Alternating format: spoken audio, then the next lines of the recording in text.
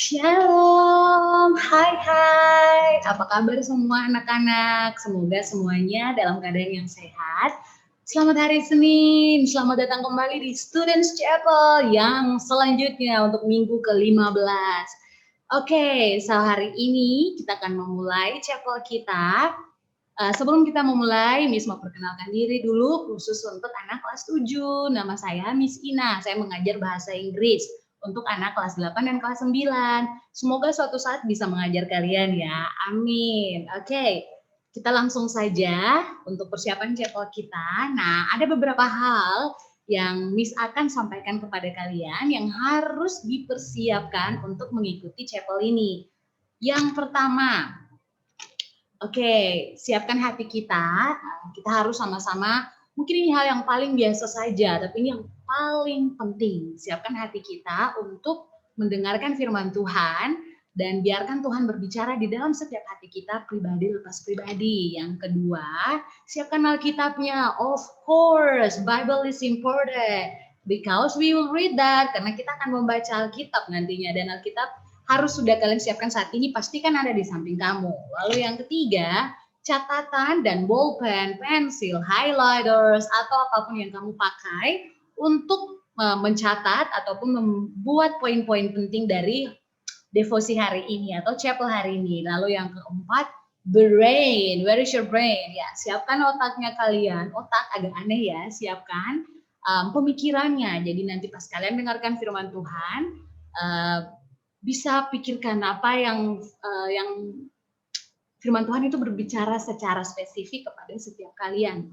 Oke, so without any further ado, kita masih ada lagi beberapa hal yang harus kita misalkan sampaikan untuk flow-nya. Jadi yang pertama kita akan menyanyi, lalu yang kedua kita akan membaca firman Tuhan dan merenungkannya, lalu yang ketiga kita akan refleksi, lalu yang keempat kita akan belajar atau kira-kira kita mencari kesimpulannya dan apa yang akan kita lakukan atau kita aplikasikan dalam kehidupan kita di satu minggu ini. Oke, without any further ado, let's go to the first one. So, kita akan memulai chapel kita pagi ini. Sebelum kita memulai dan menyanyi, misalkan mengajak kita untuk berdoa bersama-sama. Siapkan hati kalian, ambil sikap berdoa. Mari kita berdoa. Tuhan Yesus yang baik, terima kasih untuk hari ini, terima kasih buat minggu yang baru. Kami bersyukur hari ini kami bisa kembali lagi mengikuti chapel kami walaupun secara virtual. Kami bersyukur buat kekuatan yang Tuhan berikan kepada kami. Mungkin kami masih mengantuk sekali pagi ini, kami masih capek, kami masih mau tidur, masih mau santai-santai. Tapi terima kasih karena Roh Kudus mau memberikan kami ketaatan, sehingga kami bisa bangun, kami bisa mempersiapkan diri kami, dan kami bisa sama-sama duduk untuk merenungkan firman Tuhan untuk minggu ini. Tuhan Yesus berkati kami yang mendengarkan, berikan kami hikmat supaya apapun yang akan kami dengarkan bisa kami lakukan dalam kehidupan kami. Kami berdoa juga untuk setiap sistem yang kami pakai, buat laptop, buat HP, buat jaringan. Tuhan Engkau memberkati supaya perenungan kami hari ini bisa berjalan dengan baik. Berkati Misina juga yang akan menyampaikan firman, biarlah firman yang disampaikan benar-benar perkataan dari Tuhan dan benar-benar untuk membangun dan mengingatkan dan mengajarkan setiap kami. Kami serahkan waktu chapel kami ke dalam tangan-Mu, biarlah segala sesuatu yang terjadi seturut kehendak-Mu. Dalam nama Tuhan Yesus Kristus kami sudah berdoa. Haleluya. Amin. Oke, so kita akan menyanyi satu lagu. Lagu ini mungkin baru ya bagi anak-anak. Tapi Miss berharap jangan karena lagu baru terus kamu jadi cuma duduk santai-santai mengantuk tidak mau menyanyi. Tapi biarlah sekali lagu itu menyanyi karena baru dengar, terus setelah itu kamu bisa mengikutinya dan ada gerakannya. Jadi kalau bisa berdiri sambil melakukan gerakannya itu akan jauh lebih baik supaya tidak terlalu mengantuk. Oke? Miss akan share lagunya. So wait a minute, sorry. Oke, so ini dia lagunya. Miss berharap anak-anak bisa mengikutinya, bisa menyanyi juga di rumah.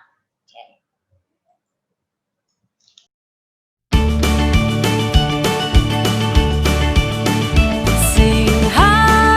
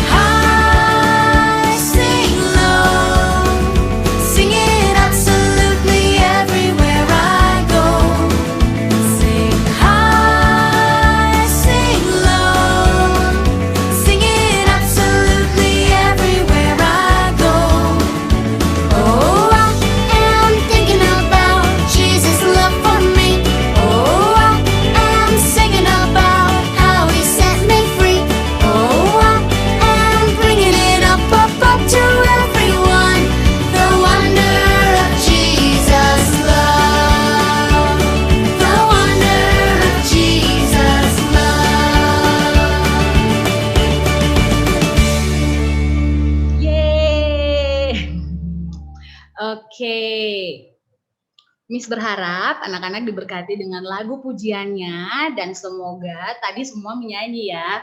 Kalau bisa tadi mudah-mudahan ada juga yang mengikuti gerakannya. Oke, so kita akan lanjut ke bagian yang kedua.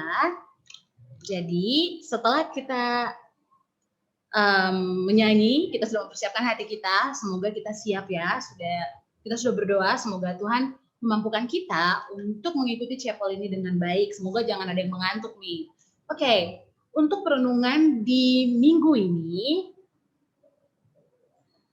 nah topik besarnya adalah doa Bapa kami. Kalau dalam bahasa Inggris itu the Lord's Prayer. Miss tahu pasti di sini nih semua yang agama Kristen pasti tahu doa ini. Miss pertama kali tahu doa ini waktu Miss masih SD, karena diwajibkan untuk menghafal. Dan Miss yakin pasti kalian juga, pasti semua tahu doa Bapa kami yang dalam bahasa Indonesia, bahkan ada yang lebih luar biasa mungkin bisa tahu juga dalam bahasa Inggris. Nah untuk minggu ini pembahasannya, topik besarnya adalah doa Bapa kami. Jadi untuk satu minggu ini pembacaan Alkitabnya akan terambil dari Matius 6, Matius pasal 6, ayat 1 sampai ayatnya yang ke-18.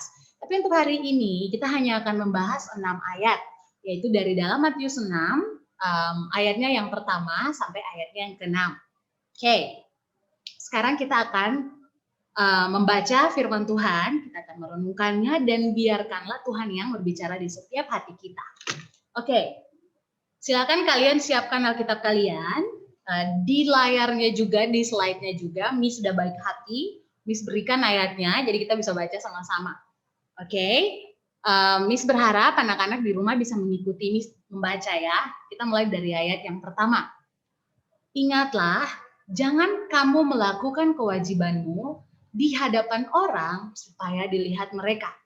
Karena jika demikian, kamu tidak beroleh upah dari Bapamu yang di sorga.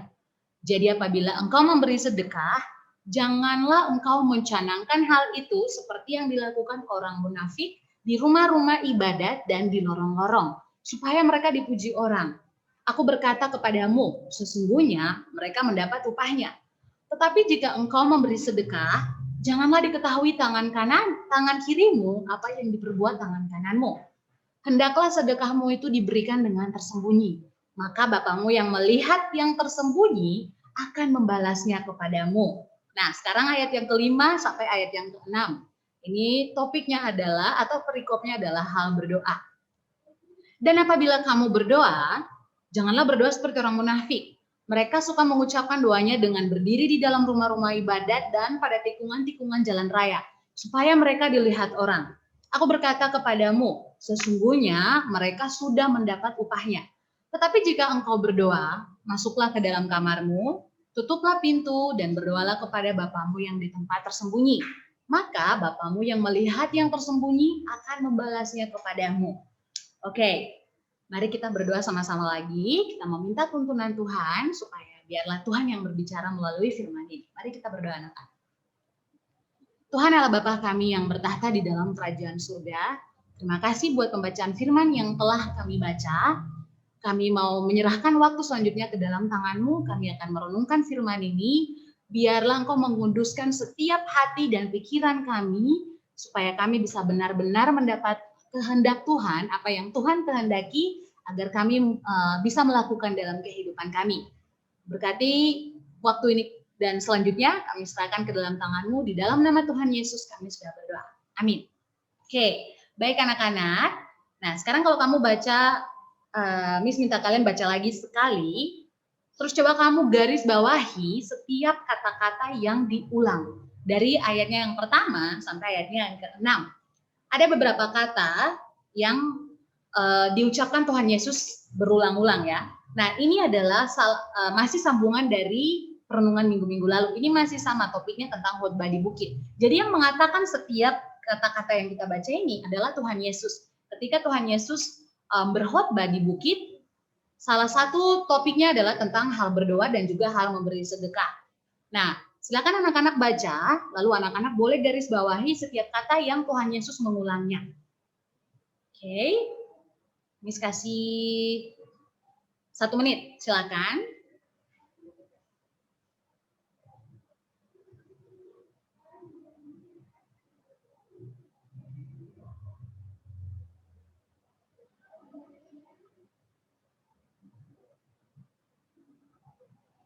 Oke, sebelumnya belum 1 menit, tapi ya sudahlah ya, Miss kasih saja 1 menit seperti itu. Oke, anyway, kalau kamu lihat lagi dari ayat yang pertama sampai ayat yang ke-6, itu ada beberapa hal yang diulangi oleh Tuhan Yesus. Contohnya kata orang munafik, lalu sesungguhnya mereka sudah mendapat upahnya. Lalu, aku berkata kepadamu, itu hampir di setiap untuk dua bagian ini Tuhan Yesus mengulangi itu ya, mereka sudah mendapat upahnya.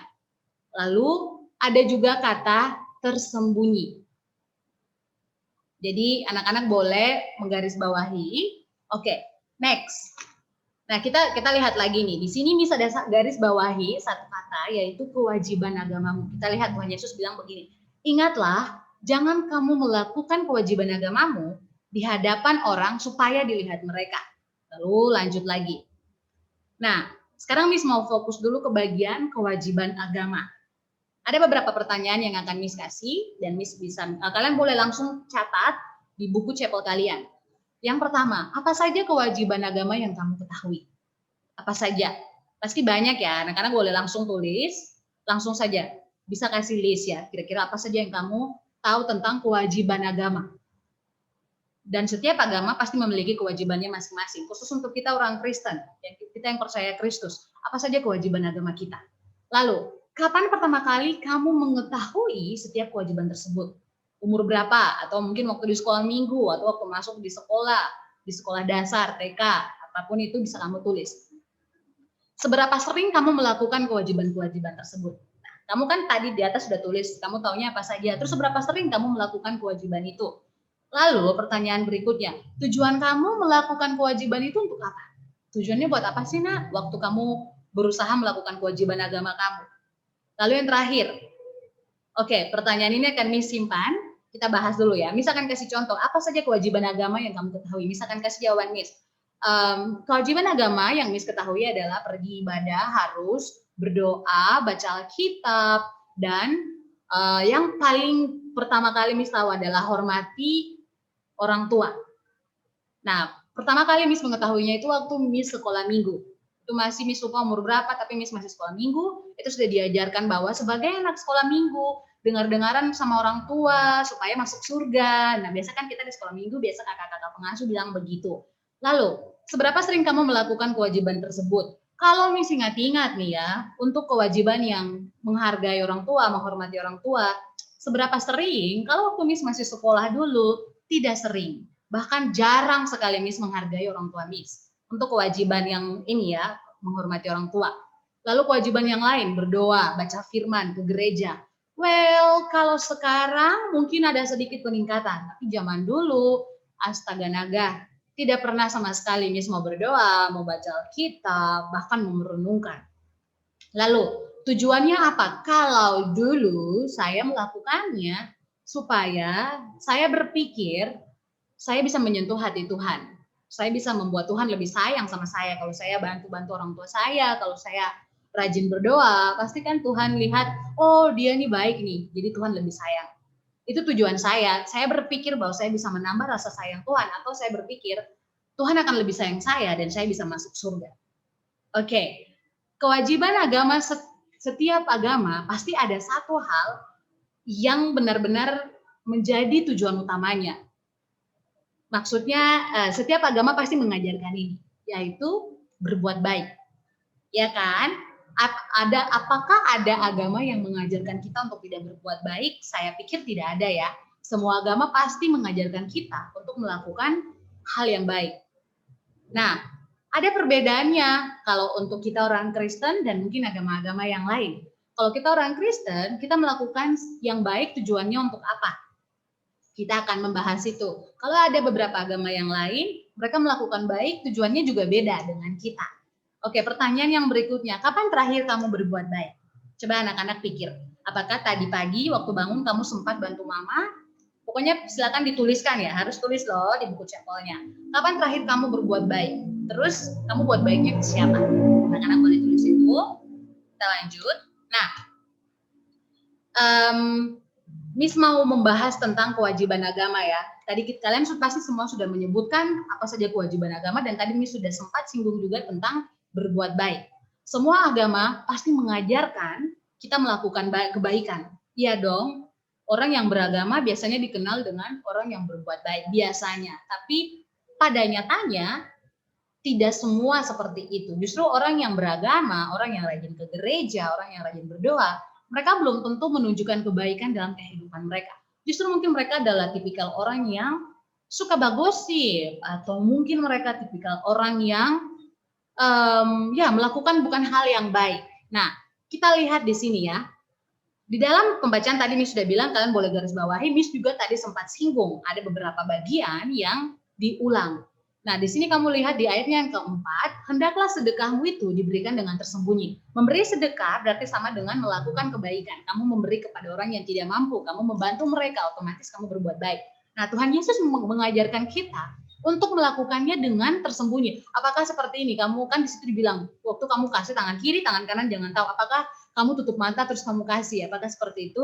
Bukan juga ya, nak. Itu seperti metafora. Lalu di situ disambung lagi, maka Bapamu yang melihat yang tersembunyi akan membalasnya kepadamu. Lalu Tuhan Yesus lanjut lagi mengajarkan tentang hal berdoa. Dia bilang juga, terus kalau kamu mau berdoa, jangan berdoa di pinggir jalan supaya semua orang lihat.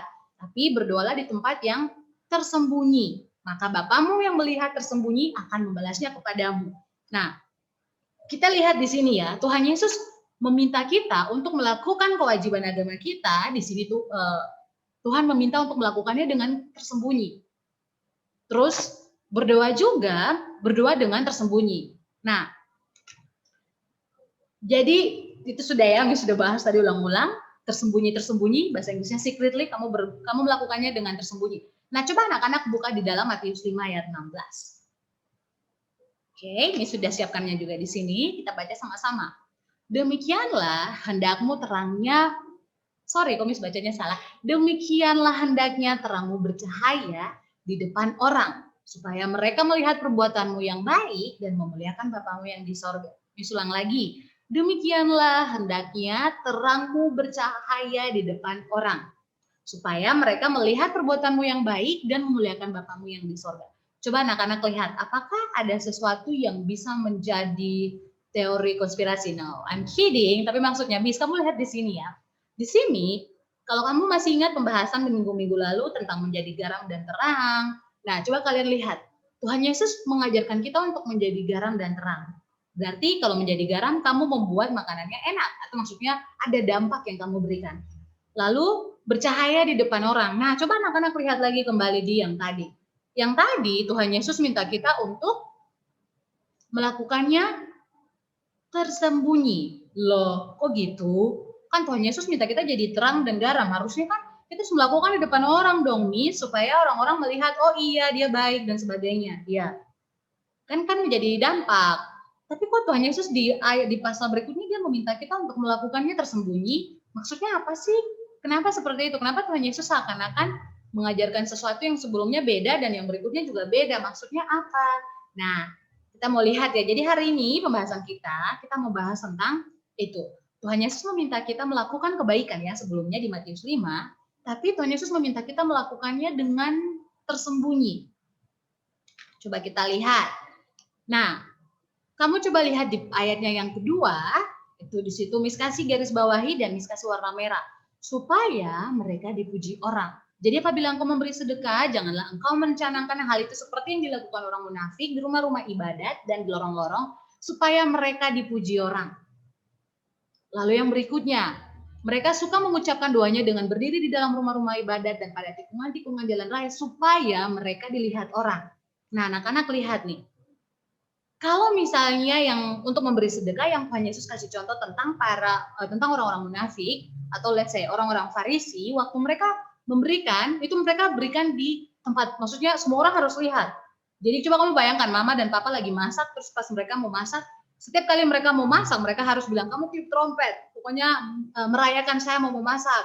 Terus setelah masuk tepuk-tepuk tangan, kan agak, maksudnya jadi kayak sombong kelihatannya seperti itu. Nah, jadi Tuhan Yesus mengajarkan kepada kita, waktu dia memberikan contoh ya, seperti orang-orang munafik, waktu mereka berdoa supaya dilihat orang. Waktu mereka melakukan kebaikan, supaya mereka dipuji orang. Nah, lalu mengapa Tuhan Yesus meminta kita melakukan atau melakukan kebaikan atau waktu kita berdoa, itu dengan tersembunyi. Apa kira-kira yang Tuhan Yesus mau ajarkan kepada kita? Demikianlah hendaknya terangmu bercahaya di depan orang, supaya mereka melihat perbuatanmu yang baik dan memuliakan Bapamu yang di sorga. Kalau yang pertama yang Tuhan Yesus bilang jangan kita lakukan, itu supaya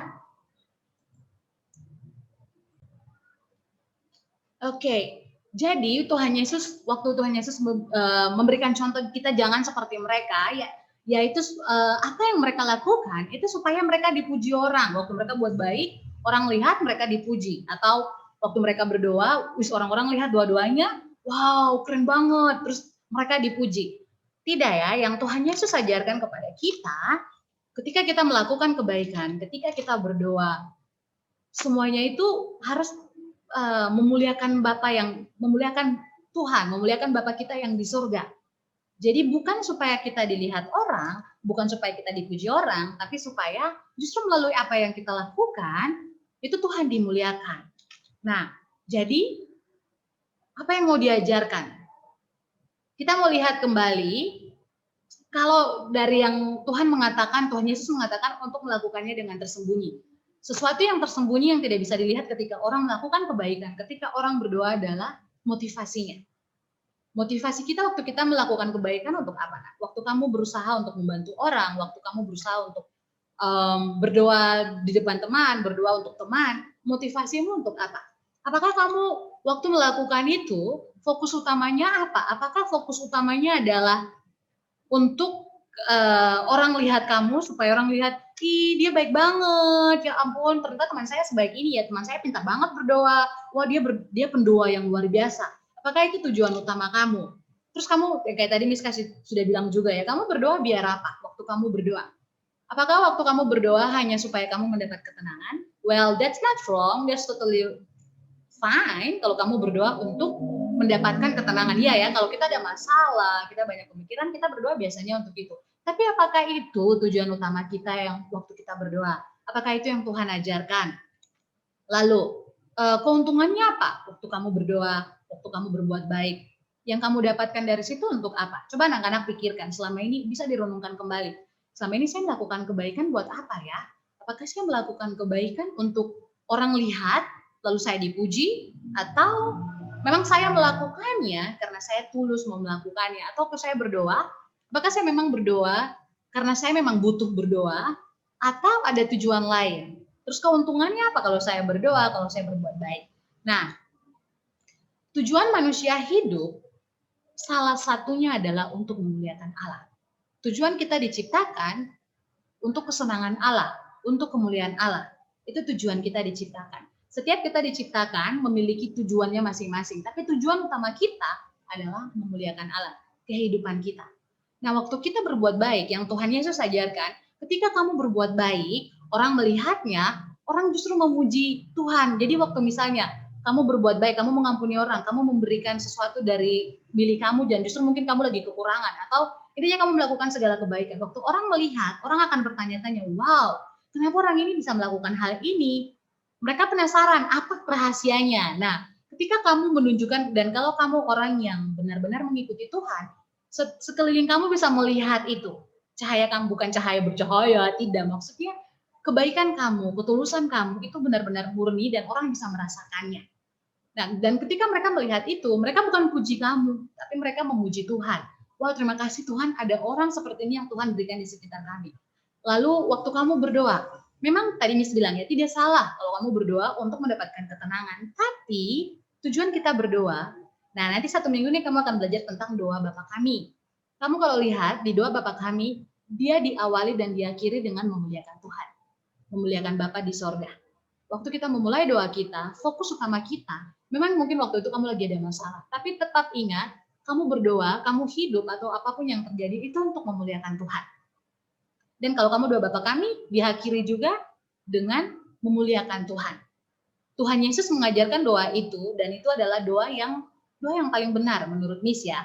Karena Tuhan Yesus tahu kita manusia, saat kita jatuh dalam dosa, segala sesuatu dalam diri kita itu sudah tercemar dengan dosa. Tidak ada hal yang baik di dalam kita. tidak ada sama sekali. Jadi waktu kamu melakukan kebaikan, ini justru buat Miss secara pribadi ya, ketika Miss bisa melakukan kebaikan itu hanya karena anugerah, nah, bukan karena saya mampu, saya memang baik. No, waktu saya jatuh dalam dosa, waktu manusia jatuh dalam dosa, tidak ada hal apapun yang baik. Hanya karena anugerah Tuhan, kamu bisa memiliki motivasi atau kamu mau menolong orang. Dan Kristus mengetahui itu sehingga dia mengajarkan kita cara berdoa yang benar. Karena mungkin waktu kita berdoa pun motivasi kita sudah salah. Nah, nanti satu minggu ini kalian akan belajar sama-sama dan kalian akan lihat bagaimana doa Bapa kami itu yang seharusnya waktu kita berdoa seperti apa. Lalu, jadi kita kembali lagi untuk motivasi kita. Waktu kita melakukan kebaikan, waktu kita berdoa, motivasinya apa? Apakah sudah benar kita memuliakan Tuhan? Apakah itu tujuan utama, fokus utama, atau sebenarnya supaya kamu dilihat orang? Nah, keuntungannya apa? Waktu kamu melakukan kebaikan, tidak ada keuntungan apa-apa yang kamu dapatkan. Nah, justru kalau kita orang Kristen, kita melakukan kebaikan bukan supaya kita diselamatkan, tapi kita melakukan kebaikan karena kita diselamatkan. Dan itu adalah bukan hasil apa ya? Upahnya, bukan upah juga, buah-buahnya. Jadi ketika kita menerima Kristus, ketika kita tahu bahwa kita ini berdosa, kita benar-benar sangat tidak layak, tapi Kristus melayakkan kita, ya cara kita mengucapkan rasa syukur kita, salah satunya adalah dengan melakukan kebaikan. Tapi bukan supaya kita masuk surga, itu hanya bentuk dari karena kita diselamatkan. Jadi kita bisa melakukan kebaikan. Oke, sekarang waktunya untuk kita berefleksi. Ini anak-anak boleh tulis di bukunya dan boleh refleksikan. Mungkin bisa kalian ini ya jawab, ya memang harus jawab. Maksudnya Miss mungkin dipikirkan dulu baru dijawab. Mengapa saya melakukan kewajiban agama yang saya ketahui? Kalian tadi sudah sebutkan di awal, banyak mungkin beberapa yang kamu tahu tentang kewajiban agama. Sekarang pertanyaannya, mengapa atau kenapa kamu melakukan itu? Tujuannya untuk apa? Tulis saja awalnya seperti apa. Jangan maksudnya yang awalnya yang sebelum kamu tahu, kamu sebenarnya waktu dulu itu melakukan untuk apa? Kayak tadi Miss kasih contoh, dulu Miss melakukan supaya Miss merasa Miss bisa membuat Tuhan Yesus tambah sayang sama Miss. Padahal no, Tuhan Yesus punya cinta ke kita tuh sudah pas, sudah cukup.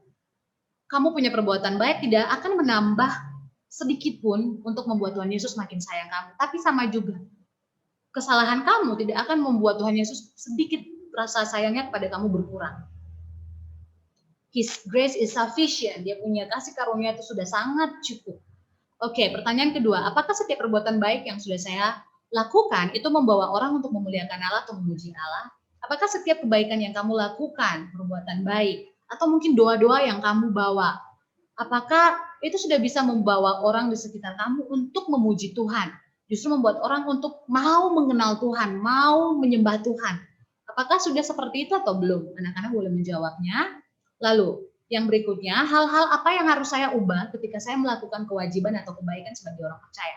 Ini anak-anak bisa buat listnya. Kira-kira setelah mengetahui bahwa Kristus menghendaki kita untuk melakukan sesuatu dengan motivasi yang benar, yaitu untuk memuliakan Allah, bukan untuk kita. Itu harus jadi poin penting kita untuk hari ini, untuk satu minggu ini. Ketika kamu berdoa, ketika kamu memberikan kebaikan, melakukan segala sesuatu yang baik, fokus utamanya adalah untuk memuliakan Allah. Orang melihatnya, orang memuliakan Allah, bukan supaya kamu yang dipuji. Nah, kira-kira apa yang harus kamu ubah ketika kamu melakukan setiap kewajiban itu? Waktu kamu berdoa, waktu kamu baca Alkitab, waktu kamu pergi ke gereja, kamu berpakaian, berbicara, pokoknya setiap kewajiban kita sebagai manusia dan khususnya sebagai umat Kristen, apa yang akan kamu ubah supaya orang-orang melihatnya, mereka bisa memuliakan Allah.